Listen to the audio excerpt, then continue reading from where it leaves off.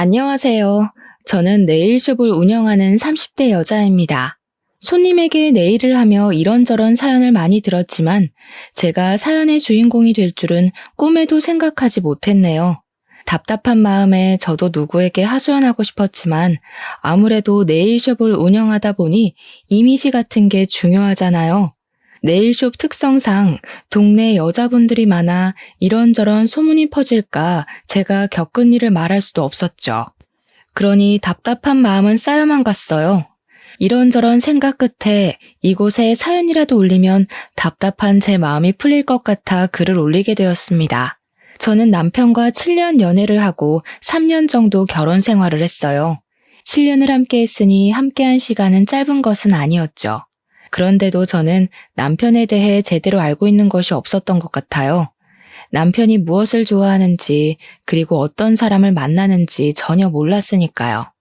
물론 남편이 저를 배신한 게 꼭 그런 문제만은 아니었지만 후회되는 것은 어쩔 수 없나 봐요. 처음부터 그에 대해 잘 알았다면 그와 결혼하지 않았을 테니까요. 기가 막힌 저희 인연의 시작은 남편 형과 저의 인연부터 시작했습니다. 남편의 형은 제 대학과 선배였어요. 후배들을 잘 챙겨주기로 유명했지만 유독 저와 유머 코드가 잘 맞았기에 자주 붙어 다녔습니다. 그러던 어느 날 선배 동생이 저희 캠퍼스로 놀러 오게 되면서 남편과 처음 만나게 되었어요. 선배와 연년생으로 이제 막 군대 제대를 하고 선배 자취방에서 같이 살고 있다고 하더군요. 그는 첫 만남부터 제 얼굴을 뚫어져라 쳐다보았죠. 그러더니 제게 남자친구가 있는지 물어봤어요. 현아 씨, 남자친구 있으세요? 처음 보는 사이에 누가 그런 질문을 하나요? 그것도 첫 질문으로 말입니다. 거부감이 들었죠. 야, 그런 질문은 실례야. 선배의 만류에도 동생은 제게 질문을 이어갔죠. 좋아하는 남자 스타일이 어떻게 되세요? 저 같은 스타일은 어때요? 나쁘지는 않은데요. 첫 만남부터 그렇게 물어보니까 너무 부담스럽네요. 부담스럽게 하려고 물어본 건 아니에요. 정말 마음에 들어서 그래요. 밑도 끝도 없이 들이대는 그를 피하고 싶었어요. 선배, 저 먼저 가볼게요. 다음에 봐요. 저도 다음에 봐요. 꼭이요. 저를 보며 그는 손까지 흔들어 보였죠. 어색한 미소를 지으며 그 자리를 서둘러 벗어났습니다. 그는 선배와 함께 캠퍼스 안을 돌아다니며 저와 자주 마주치게 되었죠. 지나가던 길에 마주친 그는 저를 보더니 먼저 아는 척을 하더라고요. 현아 씨, 다시 만나서 반가워요. 네, 그렇네요. 자주 보네요. 네, 복학할 때까지 여유가 좀 있어서요. 그때까지 더 자주 봤으면 좋겠네요. 그러세요. 저는 약속이 있어서 먼저 가볼게요. 우연히 마주쳐도 그가 부담스러운 건 마찬가지였어요. 저를 정말 좋아해서 저런 말을 하는 건지 아니면 사람을 헤프게 봐서 그런 말을 하는 건지 알 수 없었죠. 서둘러 인사를 하고 자리에서 벗어나는 순간 그가 제 손을 잡고 우산을 지어주더라고요. 현아 씨, 오늘 오후에 비 온대요. 우산 꼭 챙겨가요. 아니요, 전 괜찮아요. 현아 씨 주려고 챙겨온 거예요. 가져가세요. 비 맞으면 감기 걸려요. 됐다고 거절을 했지만 우산을 가져갈 생각을 하지 않았죠. 어쩔 수 없이 우산 들고 가게 되었어요. 어떻게 보면 저를 챙겨주는 거였지만 그런 작은 친절에도 불편했어요. 그의 적극적인 모습도 그리고 저를 향한 관심도 너무 부담스럽게 다가왔거든요. 결국 그 우산을 들고 친구를 만나 점심을 먹게 되었습니다. 친구와 점심을 먹고 식당 밖으로 나올 때였어요. 오전에는 맑았던 하늘에서 비가 내리는 겁니다. 친구가 제 손에 들린 우산을 들고 활짝 펼쳤죠. 그러면서 일기예보도 잘 챙겨본다고 칭찬을 하더라고요. 친구에게는 그 우산을 다른 사람에게 받았다는 말을 하지 못했어요. 잘 알지도 못하는 사람이었고 괜히 말하면 어떤 사람이냐고 계속 볼 것 같았거든요. 하지만 제 머릿속에는 이미 그가 떠올랐어요. 저를 위해 우산을 챙겼다는 말이 계속 생각났거든요. 다음에 만나면 우산 잘 썼다고 감사 인사를 남기고 싶었지만 선배와 함께 다니던 그의 모습은 더 이상 보이지 않았습니다. 선배에게 그에 대해 물어볼까 싶다가도 입이 잘 떨어지지 않았어요. 보기 싫을 때는 아무리 찾아도 보이지 않던 그가 찾을 때는 보이지 않자 왠지 보고 싶어지더라고요. 우연히 선배와 마주치게 되면 저도 모르게 두리번거리며 그를 찾고 있었어요. 그를 다시 만나게 된 건 보름 정도 흘렀을 때였어요. 시내 거리에서 걸어오는 그를 보고 한달음에 달려가 그에게 먼저 인사를 건넸죠. 준경 씨, 저번에 우산 너무 고마웠어요. 그동안 무슨 일 있었어요? 한동안 안 보이던데요.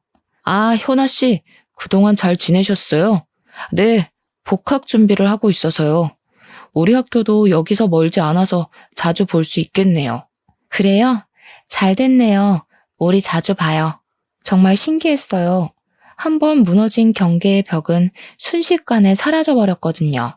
처음에는 감사한 마음에 그와 이야기를 나누었던 것 같아요.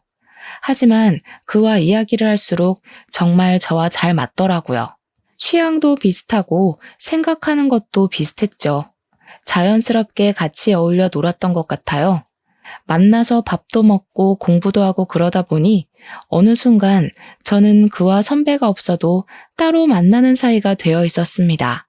누가 먼저 사귀자고 말 꺼낸 건 아니었지만 저희는 연인 사이가 되었어요. 그와 연애를 한 지 2년 정도 되었을까요? 남자친구가 타도시 회사에 취직이 되었다고 하더라고요. 졸업 후 바로 취직되었으니 기쁜 일이었지만 멀리 떨어져서 지내야 한다니 우울해졌죠. 제 주위에도 장거리 연애를 시작한 친구들은 금방 헤어졌거든요. 처음에는 잘 지내다가 자연스럽게 멀어지면서 헤어지게 된다고 했거든요. 거기다 가까운 거리도 아니고 1시간 반 거리라니 시외버스를 타고 와야 한다는 번거로움까지 더해지자 제 불안감은 배가 되어 돌아왔습니다. 너무 먼 것 같아. 왕복 3시간이잖아. 자기야, 자주 올 테니까 너무 걱정하지 마. 떨어져 있어도 나는 자기뿐이라는 거 알잖아. 치, 말만 그렇게 해놓고 몸이 멀어지면 마음도 멀어지는 거 아니야? 절대 그럴 일 없으니까 걱정하지 마. 내가 자기를 얼마나 사랑하는데. 그는 사랑을 증명이라도 하듯이 매주 저를 만나기 위해 1시간 반 거리를 찾아왔죠. 아직 차가 없어 시외버스를 타고 오면 피곤하기도 할 텐데 그는 그런 내색을 전혀 하지 않았어요. 피곤하지 않아? 너무 먼 거리잖아. 나는 괜찮으니까 피곤하면 매주 안 와도 돼. 주중에도 자기가 보고 싶은 거 꾹꾹 참은 거야. 가까운 거리였으면 매주가 아니라 매일 올 텐데 아쉬운걸? 피곤할 텐데 저를 위해 그렇게 말해주는 그에게 너무 고마웠죠. 어쩜 이렇게 한결같이 좋아해 줄 수 있는지 저도 그를 사랑하지 않을 수가 없었죠. 장거리 연애를 하는 5년 동안 그는 그 먼 길을 부지런히 오갔습니다. 그 사이 저도 대학을 졸업하고 네일 쪽으로 일하게 되었어요. 몇 년 동안 차곡차곡 모아 놓은 돈으로 주택가 근처에 작은 네일숍을 오픈하게 되었죠.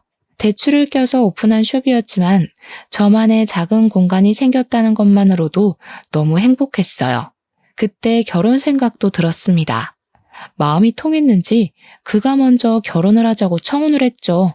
현아야, 나와 결혼해 줄래? 평생 행복하게 해줄게. 정말? 당연하지. 나도 자기를 행복하게 해주고 싶어. 연애 기간 동안 한 번도 저를 실망시킨 적이 없었기에 그의 청혼을 흔쾌히 받아들였습니다. 저희는 연애를 시작한 지 7년 만에 결혼을 하게 되었죠. 결혼했더라도 저희는 1년 동안 주말 부부로 지내야 했어요. 남편이 회사에서 맡은 프로젝트가 있어 그만둘 수가 없기도 했지만 신혼집을 구할 때 대출을 받았기에 경제적으로도 남편이 계속 일을 해야 했습니다. 하지만 결혼했어도 혼자 지내는 시간이 길어지자 외로웠어요. 결혼하고도 텅 빈 집에 홀로 있으려니 정말 결혼한 게 맞는지 연애할 때와 달라진 게 없어 보였습니다. 그때는 떨어져 지내는 외로움이 너무 컸던 것 같아요. 언제 다시 함께할지 모르는 시간이 더욱 길게만 느껴지기도 했죠. 당시에 저는 제 네일숍을 정리하고 남편이 사는 지역으로 내려가고 싶었어요. 그래서 남편에게 넌지시 말을 꺼냈습니다. 자기야, 내가 자기 곁으로 갈까? 떨어져 지내다 보니까 너무 외로워. 자기 곁에 있고 싶어. 어구, 남편이 없어서 그렇게 외로워? 그런데 겨우 거기서 자리 잡았는데 여기 오면 다시 처음부터 시작해야 하잖아. 다시 생각해보는 건 어때? 우리 결혼한 지 1년이나 됐는데 연애할 때랑 하나도 달라진 게 없는 것 같아. 아이라도 있으면 결혼했다는 게 실감이라도 날 텐데 언제까지 이렇게 지내는 건 싫어. 처음부터 다시 시작하더라도 자기랑 같이 있고 싶어. 그렇지만 우리 아직 아파트 대출도 남았는데 자기가 내려오는 건 아닌 것 같아. 이번 프로젝트 끝나면 내가 이직하는 게 어떨까? 외로워도 조금만 참아. 반년 뒤 남편은 회사를 정리하고 제 곁으로 오게 되었죠. 남편은 직장을 이직해야 했지만 저와 함께 한다는 것만으로도 정말 좋아했어요. 남편과 함께 있으니 자연스럽게 아이를 원하게 되었죠. 그 전에는 남편과 떨어져 지내서 아이가 안 생긴다고 생각했지만 같이 지내도 아이는 쉽게 생기지 않았어요. 시부모님도 남편과 같이 지내고 난 후부터 은근히 아이를 기다리시기 시작하셨어요. 너희 아이가 아직이냐? 이제 같이 사니까 서둘러 가져라. 그래야 부부 사이도 더 돈독해지는 거야. 네, 어머니.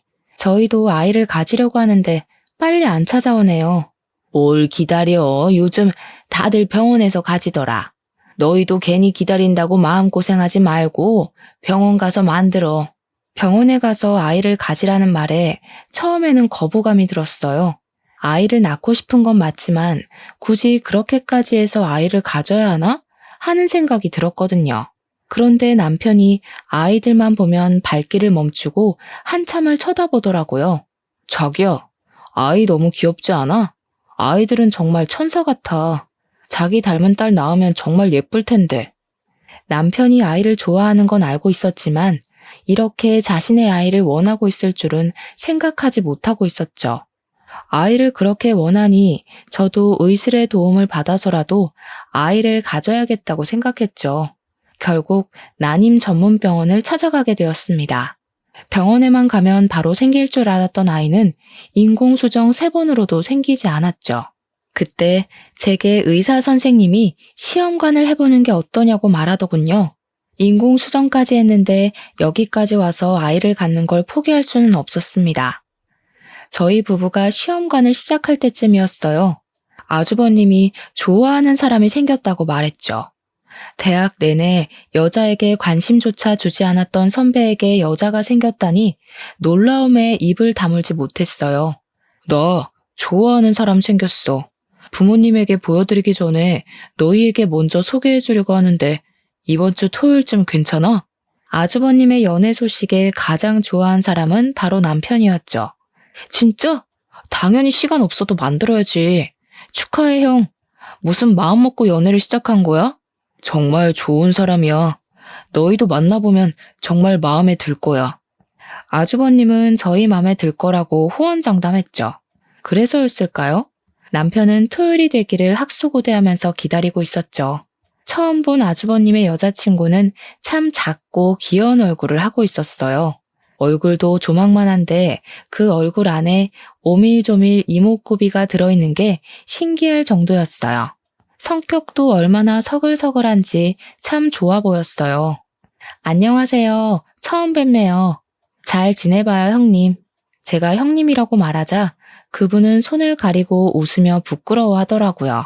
형님이라니 너무 부끄러워요. 그래도 그렇게 들으니까 기분이 너무 좋네요.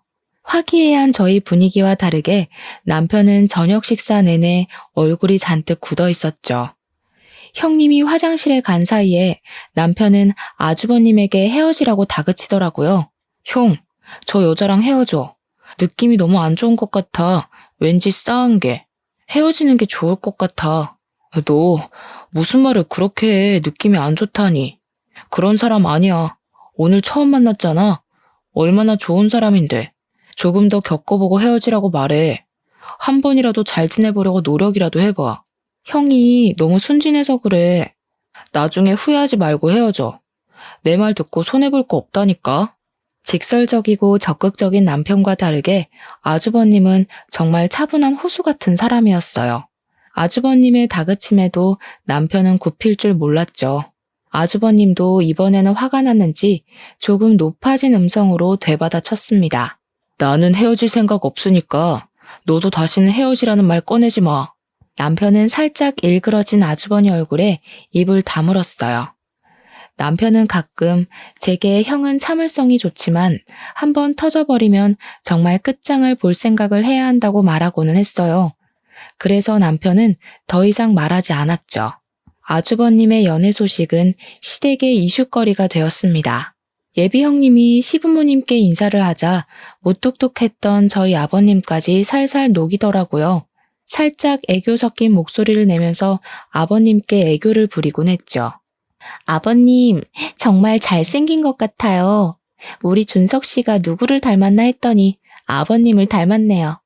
물론 어머님도 미인이시지만 아버님 유전자를 조금 더 가진 것 같아요. 형님의 칭찬에 아버님의 입꼬리가 승천하기 시작했죠. 아직 아주버님과 결혼 전이었지만 이미 시댁 식구에게는 큰 며느리로 통하고 있었습니다. 아버님 말끝에 언제나 우리 큰며느리라는 말을 입에 달고 살 정도였죠. 우리 큰며느리 노랗고 동글동글한 과일 좋아한다고 했었나? 아, 망고요? 네, 맞아요. 맞다, 망고. 그래서 내가 사왔지.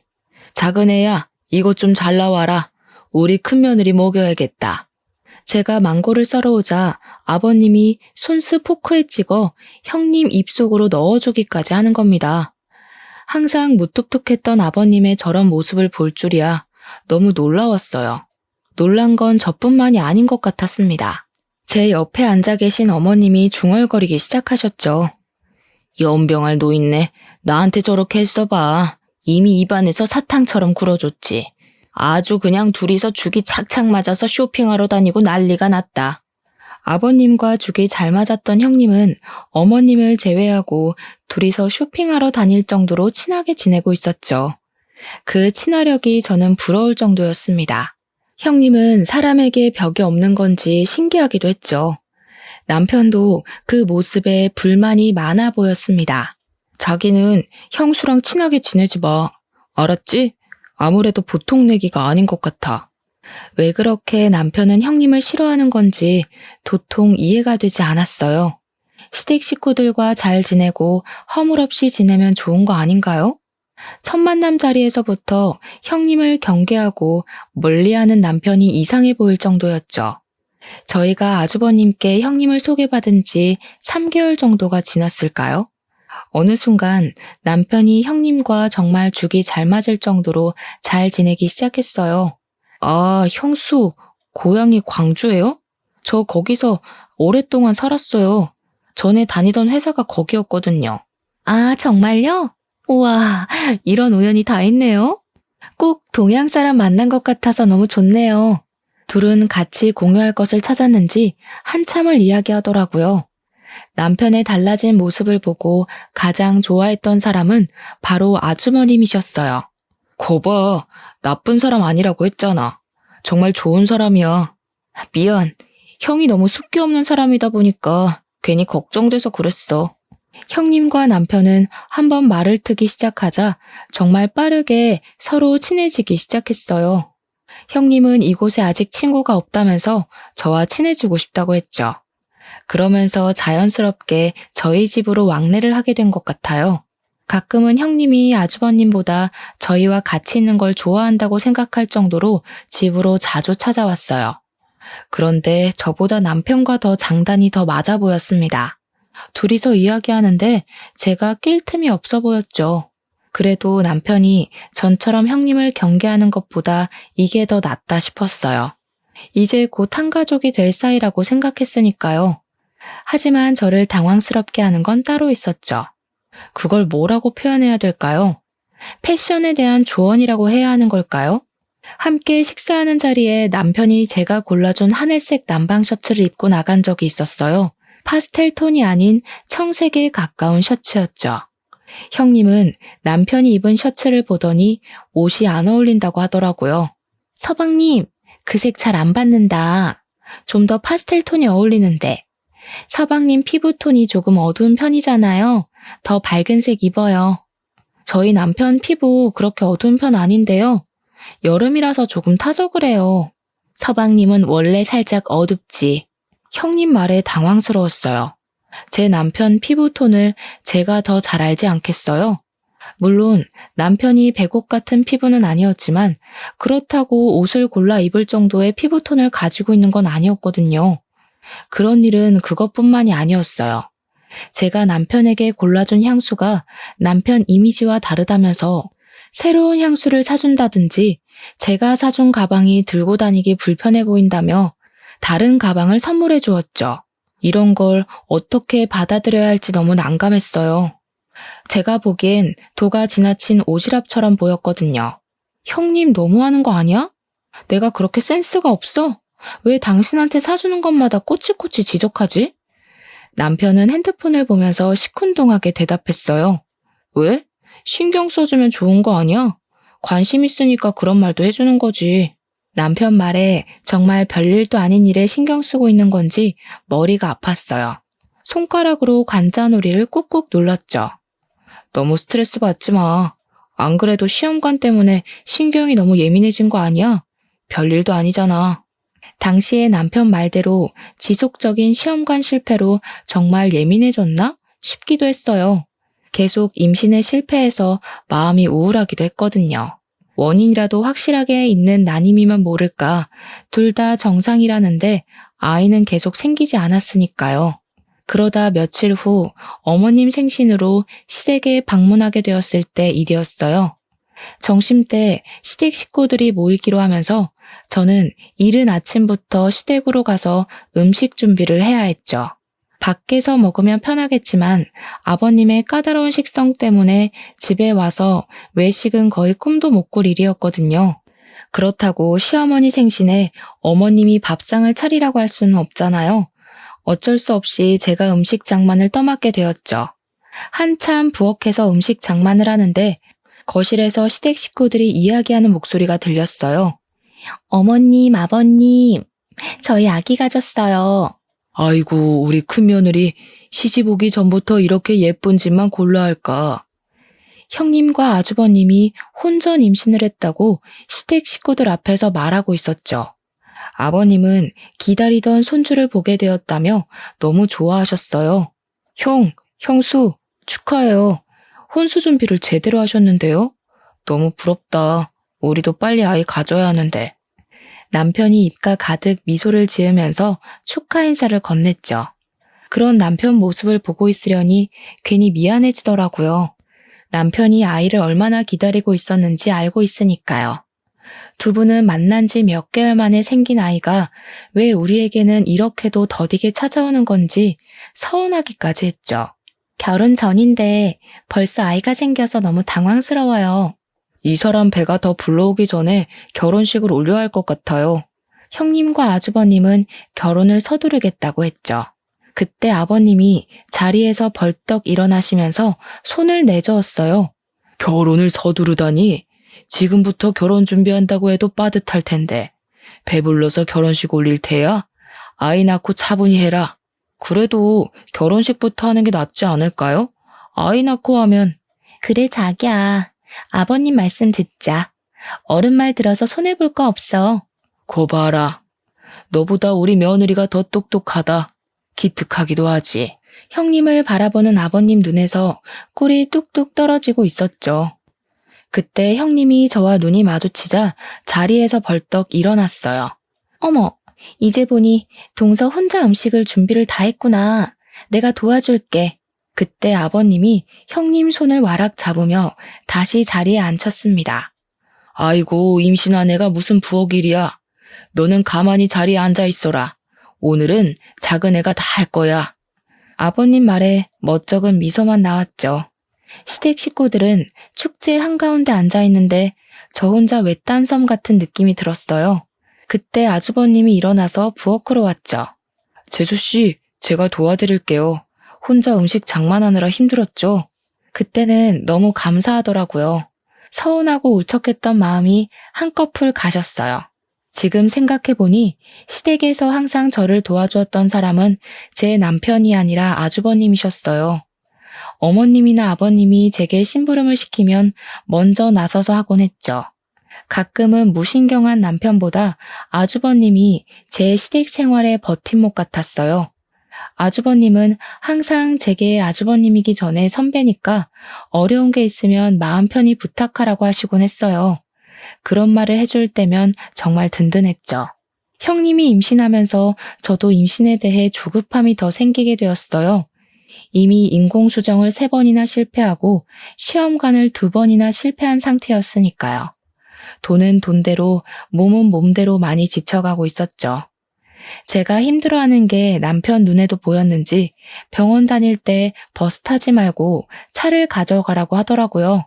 제가 사는 지역에는 난임 병원이 없었기에 시외버스를 타고 타 도시로 가야 했거든요. 자기야, 이번에 병원 갈 때 버스 타지 말고 내 차 가져가. 나는 버스로 출퇴근할게. 남편이 차를 운전해서 가라고 했지만 처음에는 고민이 되었어요. 이미 운전을 안 한 지 5년이 되어갔거든요. 네일숍이 집에서 가까운 거리라서 차에 대한 필요성을 느끼지 못하겠더라고요. 제가 타고 다니던 차는 결혼하면서 엄마에게 드렸죠. 시외 운전이 오랜만인데 괜찮을까? 그래도 시외버스 타고 또 시내버스 갈아타는 것보다 운전해서 가는 게 낫지 않겠어? 몇 번 하다 보면 감이 살아나겠지. 남편 말도 일리가 있었죠. 버스를 기다리고 갈아타는 시간도 무시 못했어요. 저는 남편에게 알겠다고 말했죠. 남편 차를 운전해서 병원으로 출발했습니다. 버스를 타고 몇십 번이나 오가던 길인데도 막상 제가 운전해서 가려니 처음 가는 길 같았어요. 잔뜩 긴장한 채 핸들을 부여잡고 운전하기 시작했죠. 앞차를 노려보며 안전거리를 지키자, 신호를 지키자, 세뇌하듯이 읊조리기까지 했어요. 그런데 운전이라는 게 저만 잘한다고 되는 게 아니더라고요. 옆에서 끼어드는 차를 보지 못하고 직진하다가 접촉사고를 내고 말았습니다. 순간 눈앞이 깜깜해지면서 머리가 새하얗게 변해버렸죠. 차에서 내려 상대편 차주와 대화하고 블랙박스를 확인하기로 했어요. 사고가 어떻게 나게 된 건지도 기억이 안 나더라고요. 어찌나 놀랐는지 블랙박스 동영상을 돌려보려는 손가락이 덜덜 떨려서 멈추지 않는 거예요.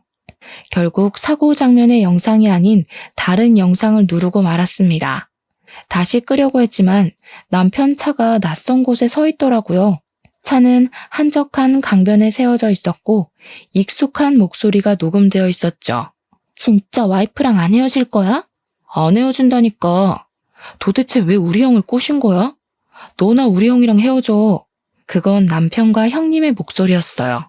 처음에는 두 사람이 무슨 말을 하고 있는지 도통 이해가 되지 않았죠. 서로 누구와 헤어지라고 하는 건지 영상을 꺼야 한다는 걸 알았지만 몸이 움직이지 않았어요. 그럼 너도 와이프랑 헤어져. 나랑 더 잘 맞는다며? 왜 그 여자랑 결혼한 거야? 네가 아무리 그래도 난 아내랑 이혼 안 해. 우리 형 사랑하긴 하니? 아이는 어떻게 할 거야? 형 아이 맞긴 한 거지? 무슨 소리야. 내가 사랑하는 것도 당연히 아이 아빠도 너지. 뭐 이런 불륜관계도 짜릿하잖아. 그렇지? 정말 너 때문에 못 살겠다. 그래서 내가 너를 계속 만나나 봐. 녹음 파일을 듣고 놀라서 팔딱였던 심장이 멈춰버린 것 같았어요. 온 세상이 암흑처럼 느껴지더라고요. 차창을 두드리며 상대편 차주가 어떻게 처리할 거냐고 물어보았지만 저는 입이 덜덜 떨려서 아무 말 할 수가 없었죠. 그 후 상대편 차주와 제가 접촉사고를 어떻게 처리했는지조차 기억나지 않더라고요. 그만큼 남편의 외도는 정신적으로 엄청난 충격을 주었습니다. 블랙박스에 녹화된 파일을 더 열어보아야 하나? 아니면 보지 말아야 하나? 고민이 되었어요. 저는 다시 판도라의 상자를 열고 말았습니다. 그 뒤 영상이 제 오해를 풀어주길 바랬거든요. 이렇게 나랑 자주 만나도 돼? 형이 의심하지 않아? 몰래 나왔지. 그 사람 내 말이라면 파트로 매주를 만든다고 해도 믿으니까 걱정하지 마. 당분간 못 만날 거야. 아내한테 내 차 가지고 병원 다니라고 했거든. 아내가 지금 많이 힘들어해서. 진짜 그 여자랑 아이 가질 거야? 당신 아이는 내 뱃속에 있다니까. 그 여자랑 헤어져. 그럼 우리 둘이 아이 키울 수 있어. 아이 가지고 싶다면서 아이도 못 낳는 여자랑 왜 사는 거야? 난 아내랑 헤어질 생각 없다니까. 그만 포기해. 그 아이는 내 아이가 아니라 형 아이여야 해. 애처가 나셨네. 내가 이래서 그 여자를 좋아하지 못하겠다니까. 정말 볼수록 짜증나 죽겠어. 적당히 해. 티 안 나게. 이런 사이를 뭐라고 말해야 하는 걸까요? 명백한 불륜 관계였지만 그것보다는 공생이라고 해야 할까요?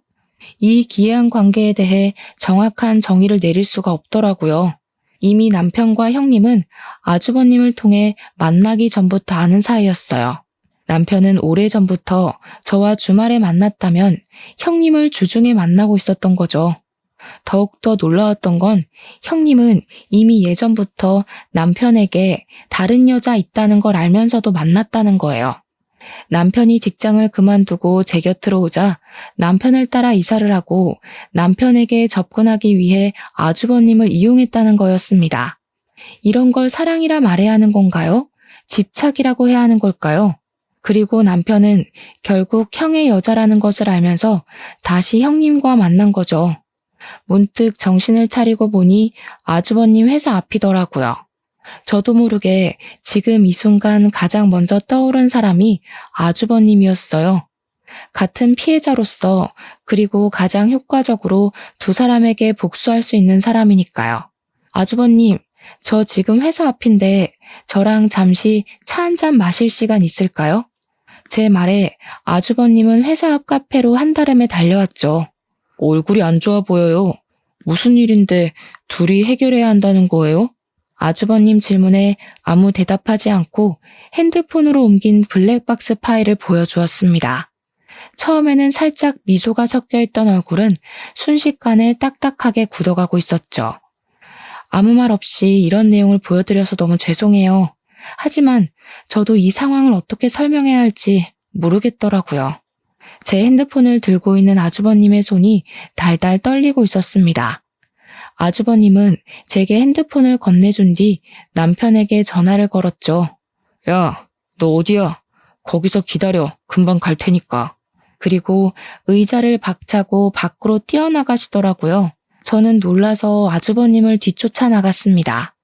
10년 넘게 아주버님을 봐왔지만 화를 내는 모습은 처음 보는 모습이었죠. 아주버님을 쫓아간 곳은 저희가 있는 곳에서 멀지 않은 공원이었습니다. 그곳에는 남편과 형님이 같이 있었죠. 아주버님은 남편을 향해 달려가더니 다짜고짜 주먹을 날렸습니다. 놀란 형님이 두 사람 사이를 막아섰어요. 도대체 왜 싸우는 거예요? 이러지 마세요. 그래, 맞을 땐 맞더라도 이유는 알고 맞자. 너희 둘 언제부터 만났던 거야? 형님과 남편은 아주버님 말에 두 눈을 동그랗게 뜨며 그게 무슨 말이냐고 되물었죠. 그게 무슨 말이에요? 혹시 지금 같이 있어서 오해했나 본데요. 다음 달 당신 생일 선물 골라주라고 부탁했어요. 도대체 왜 그래? 형, 오해가 있으면 말로 풀어. 괜히 주먹부터 들이대지 말고. 아주버님은 두 사람과 말이 통하지 않는다는 것을 깨달았는지 제 핸드폰을 들고 블랙박스 녹음 파일을 틀었습니다. 녹음된 둘의 목소리를 듣고 남편의 얼굴이 새파래졌죠. 형, 자기야, 아니야, 오해라고. 내가 다 설명할 수 있어. 내 말 들어봐. 오해? 무슨 오해? 그 블랙박스 녹음을 듣고서도 오해라고 말하는 거야? 다 설명할 수 있다니까. 정말이야. 너는 이 상황까지 됐는데도 와이프 안에 변명할 셈이야? 그냥 사실대로 말해. 우리 만나고 있다고 당당하게 말하라고. 조용히 해. 나는 아내랑 헤어질 생각 없다고 했잖아. 이게 다 너 때문이야. 네가 찾아오지만 않았어도 형도 나도 잘 살았을 거라고. 지금 이 모든 게 내 탓이라는 말이야? 네가 찾아왔을 때 좋아하던 사람은 바로 너 아니었어? 네 형을 만나고 있어도 나를 만난 건 너야. 형님은 순식간에 남편을 밀어버렸어요. 남편은 중심을 잡지 못하고 비틀거리더니 화단에 걸려 넘어지고 말았죠. 넘어질 때 화단에 심어진 나무에 얼굴이 긁혔는지 피가 나더라고요. 남편은 손으로 볼을 쓸었어요. 이게 정신 나갔나? 어디서 사람을 밀어? 손에 묻은 피를 보고 화가 났는지 형님에게 달려들어 밀어버렸어요. 형님은 뒷걸음질 치다가 뒤로 넘어지면서 시멘트 타일에 엉덩이를 크게 찝고 말았습니다. 못 일어나겠어. 못 일어나겠다고. 아파. 엉덩이가 아프다고. 제가 잡고 일으켰지만 아프다며 손을 뻗어 저를 밀어버리더라고요. 저까지 바닥에 엎어져 버렸죠. 그때 형님 다리 사이로 붉은 핏자국이 보이기 시작했어요. 아주버님이 서둘러 119에 신고했죠. 병원으로 이송된 뒤 의사는 형님에게 골반 골절 진단과 함께 양수가 터졌다고 말했어요. 골반이 골절되셨어요. 당분간 누워 지내셔야 합니다. 그것보다 지금 임신 5개월이라고 하셨는데 조기 양막 파열로 파수가 일어났어요. 초음파 결과 남은 양수가 거의 없어요. 그럼 어떻게 되는 거예요? 지금 아이 심장은 뛰고 있는데 양수가 없어서 생존하기 힘들어요. 출산하신다고 해도 아이가 너무 어려서 생존 확률이 거의 없어요. 유도 분만을 하실 건지 제왕절개를 하실 건지 정하셔야 합니다. 그럼 아이를 죽여야 한다는 거예요? 이런 말 드리게 돼서 죄송합니다. 인큐베이터에 들어가기에도 너무 어린 아이라서요. 아이 심장은 아직 뛰고 있었지만 양수가 적어 아이가 살 수 없다고 하더군요. 안타까운 상황에 형님은 한없이 눈물만 흘렸습니다. 이런 결과를 원한 게 아니었는데 아이가 잘못되니 죄책감이 밀려 들어오더라고요. 그런 상황에서도 남편은 변명하기 바빴죠. 자기야, 정말 오해야. 나 형수랑 아무 관계도 아니야. 아니, 전에 몇 번 만난 건 맞는데 클럽에서 만났거든? 정말 오해하지 마. 사랑 그런 거 아니었어. 자기랑 멀리 있다 보니까 외로워서 몇 번 만났는데 거머리처럼 달라붙더라고. 심지어 나를 따라서 여기까지 쫓아왔잖아. 아이가 죽었는데 자기 변명을 하기 바쁜 남편 모습에 정남이가 뚝 떨어지더라고요. 지금 당신 아이가 죽었는데 그런 말이 나와? 누가 내 아이라는 거야? 아니라니까. 형 아이를 자꾸 내 아이라고 우기는 거야. 전에 내가 만났던 여자라고 형한테 말할 수도 없고. 내가 어떻게 하겠어. 더는 남편과 말도 섞기 싫어졌죠. 이미 상황이 이렇게 됐으니까 우리 이혼하자. 나는 이제 당신에 대한 신뢰도 믿음도 잃어버렸어. 난 당신하고 이혼할 생각 전혀 없어. 남자들 바람 피우는 거 한순간이야. 결국 조강지처한테 돌아온다는 말도 못 들어봤어. 결국 바람 피운 거 인정하는 거지? 당신이 이혼 못하겠다면 소송할 거야. 나는 더 이상 당신이랑 더러워서 못 살겠어. 바람 피운 것도 모자라서 이 핑계 저 핑계만 대는 모습이 정말 정남이 떨어진다. 남편도 화가 났는지 저를 향해 소리를 버럭 지르더군요. 뭐? 더러워? 정남이 떨어져? 이혼 소송? 그래, 하려면 해봐. 누가 이기나 보자고. 저희 부부는 재산 분할에 합의를 보지 못하고 결국은 이혼 소송까지 가게 되었습니다.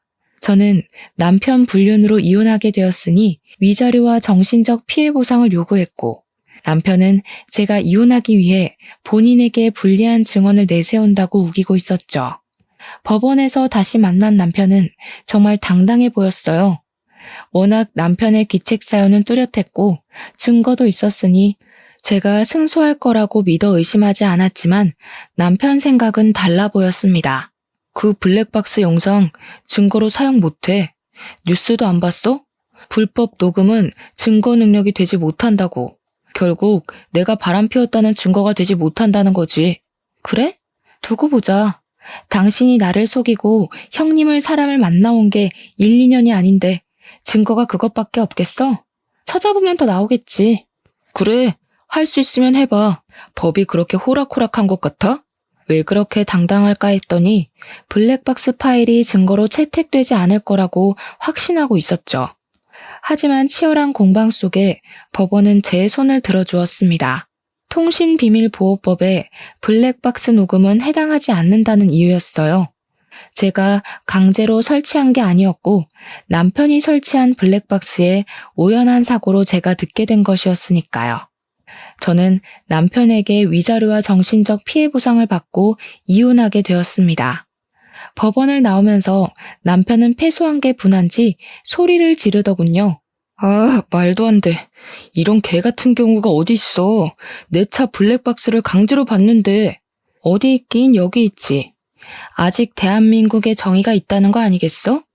당신이 나를 속이고 형을 속이고 우리 둘을 농락한 벌에 비하면 너무 가볍지 않아? 나는 지금도 당신을 용서할 수가 없어. 당신 생각하면 아직도 치가 떨린다고. 지금도 반성조차 하지도 않잖아.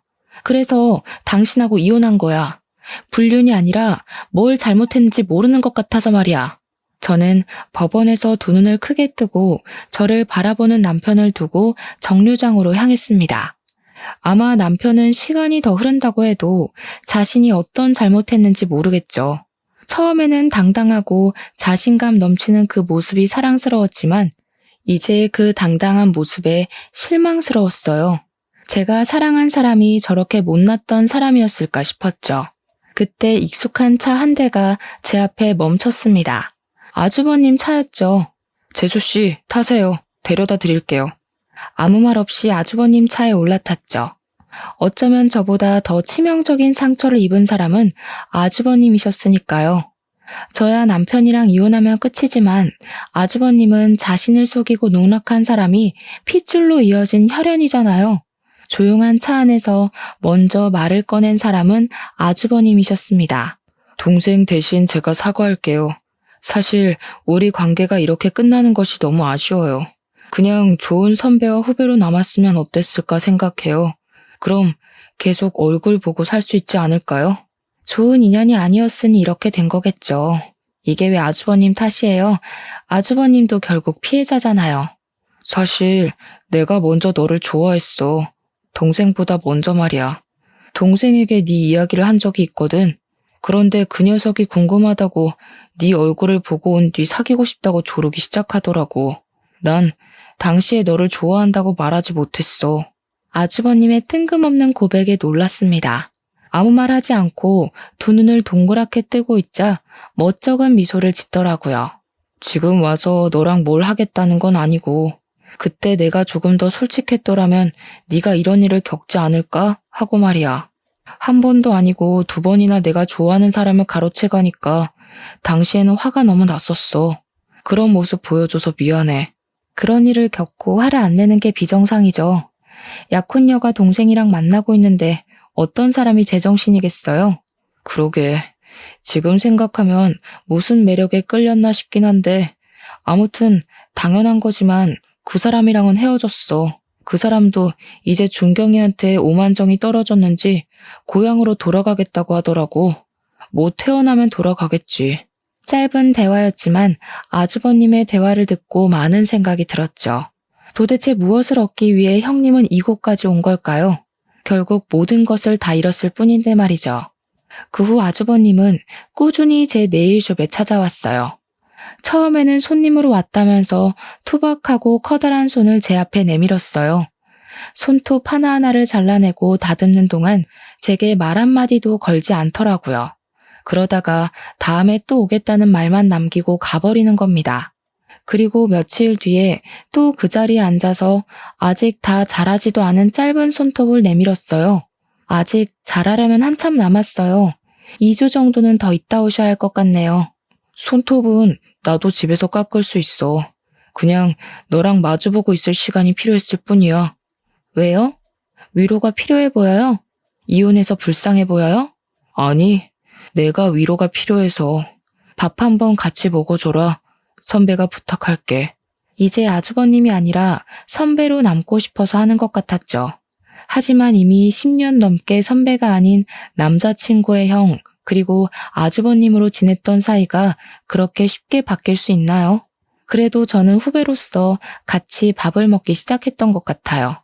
일주일에 한 번, 그러다가 2번 저를 찾아와 밥 먹자, 차 마시자, 심심하니 영화 보자, 별별 요구를 하기 시작했습니다. 처음에는 제 옆에서 저를 지켜보고 챙겨줬던 건 아주버님이란 걸 알았기에 보답으로 거절하지 못했어요. 하지만 1번, 2번 밥 먹고 차를 마시다 보니 어느새 제 옆에는 아주버님이 있다는 것이 익숙해지고 있었어요. 연인인 듯 연인이 아닌 그 관계를 6개월 정도 유지할 때였습니다. 뜬금없이 시댁 식구들이 어떻게 지내고 있는지 궁금해졌죠. 이런 질문 뜬금없는데 시댁 식구들은 어떻게 지내요? 제 말에 아주버님은 난감한 표정을 지었습니다. 그게 다들 잘 지내지 못해. 동생이 그 사람이 떠나기 전에 붙잡았거든. 아주버님 말에 실소가 터지고 말았습니다. 결국 전 남편은 자기 곁에 남아있을 사람은 형님뿐이라고 생각하고 붙잡았던 거죠. 둘은 혼인신고만 하고 살림을 차렸어. 그런데 동생이 출장 갔다가 일찍 돌아왔는데 안방 침대에 아버지와 그 사람이 누워있는 걸 발견했나 봐. 네? 뭐라고요? 누구랑 누구요? 바로 옆에서 이야기를 듣고 있었지만 제 두 귀를 의심할 수밖에 없었습니다. 너무 황당하고 있을 수 없는 일이잖아요. 그게 그 사람이 나를 만나고 있으면서 아버지랑도 그런 사이였나 봐. 우리 집 남자들을 다 만나고 있었던 거지. 어머니도 이 사실을 알고 놀라셔서 쓰러지실 정도였어. 동생은 결국 그 여자 상대로 이혼 소송 중이고 어머니도 아버지 상대로 이혼 소송 중이셔. 거기다가 어머니는 그 여자 상대로 정신적 피해 보상을 신청하셨어. 지금은 내 집에서 지내시고 계셔. 시댁은 말 그대로 콩가루 집안이 되어버렸죠. 아주버님도 제가 이혼할 때 시댁과 인연을 끊다시피 했고 어머님하고만 가끔 연락하고 있었다네요. 그러다가 최근에 모든 사실을 알게 되었대요. 그 말을 듣고 지난 10년이 너무 허무해지더라고요. 사랑해서 한 결혼이었지만 내가 사랑했던 사람은 나를 사랑했던 적은 있을까 하는 생각이 들었거든요. 아마 진정한 사랑은 없었겠죠.